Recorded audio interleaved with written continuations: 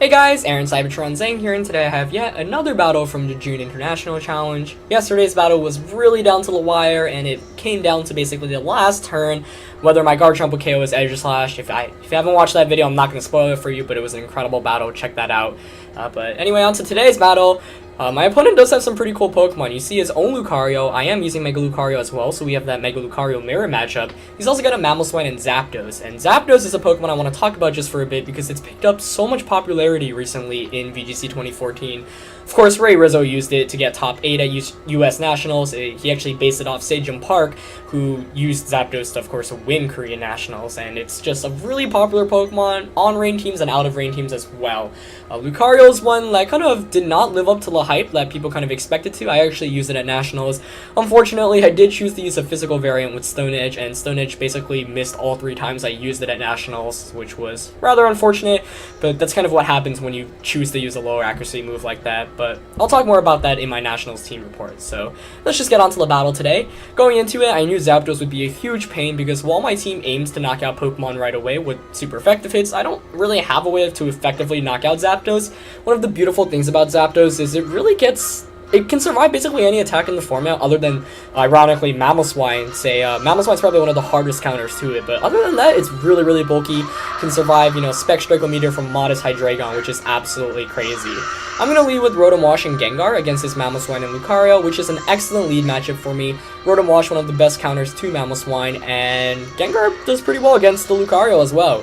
He goes for the Icicle Crash right away with the Mamoswine, revealing to me that he is indeed Choice Scarf. I kind of assumed like he was Choice Scarf or Life Orb, so I actually just went for the Hydro Pump, but Gengar did go for the Will-O-Wisp onto the Hydreigon.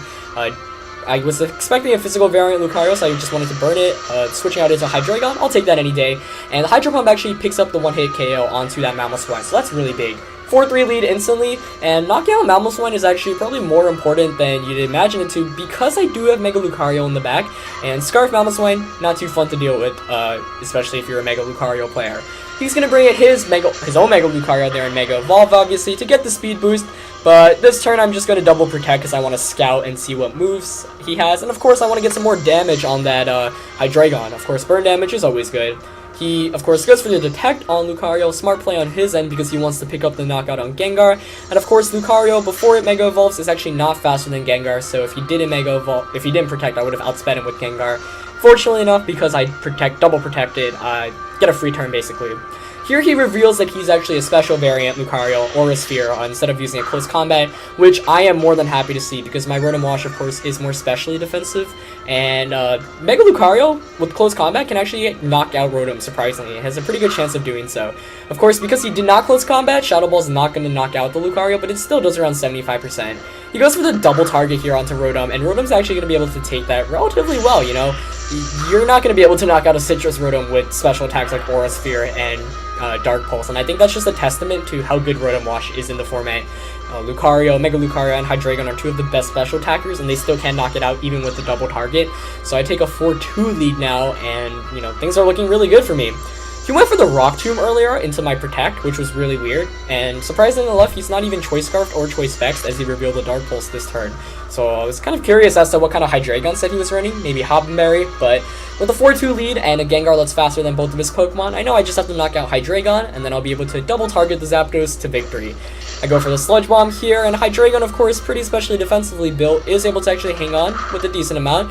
Dark Pulse is actually going to knock out my Rotom Wash, and Zapdos most definitely is going to be not able to knock out this Gengar. So he takes ties it up at 2-2, So some concern here, but once again, I know with the Pokemon I have in the back, I should be fine. However, Zapdos is a Pokemon that's always scary to even 2v1 against because, has Thunder Wave, has Roost, and as Ray Rizzo should at Nationals, it even carries Swagger off, and that is picking up popularity. Swagger is actually an excellent move on a support Pokemon like Zapdos. So I know he still might have a chance, depending on how fast he is.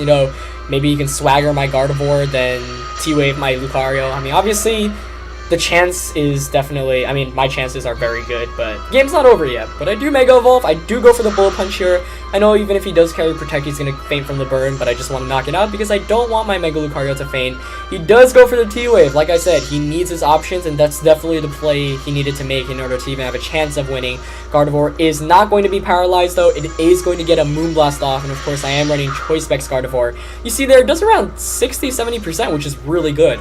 I do carry Stone Edge on this Lucario, but I'm not going to risk the miss, and I go for the close combat, but he actually hangs on with what looks like 1 to 5 HP, and things could have been really bad for me here. He actually shows a Rocky Helmet on the Zapdos, and he goes for the Roost. If he went for the T-Bolt there, and I was fully paralyzed with Gardevoir, I might have actually just lost the battle right there. But fortunately enough, I am able to get that Moonblast off once again, and Zapdos here is going to faint.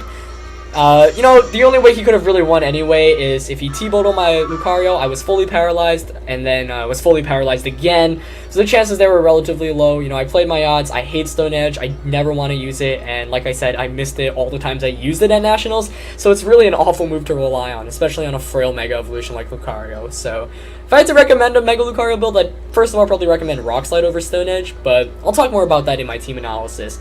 Regardless, I was still able to win the game 1-0, despite being up 4-2. My opponent was nearly able to pull it back, but of course, fortunately enough, my Gardevoir was clutch enough, did not get fully paralyzed, and ended up winning the game. But yeah, I hope you guys enjoyed that game. Leave a like, of course. 500 likes is the daily requirement for uploads, but I'll be doing my best regardless to keep you guys with daily uploads, since you guys have been really awesome in supporting me basically since I came back and decided to post videos. Anyway, that's it for tonight, guys, and I'll see you tomorrow. Peace.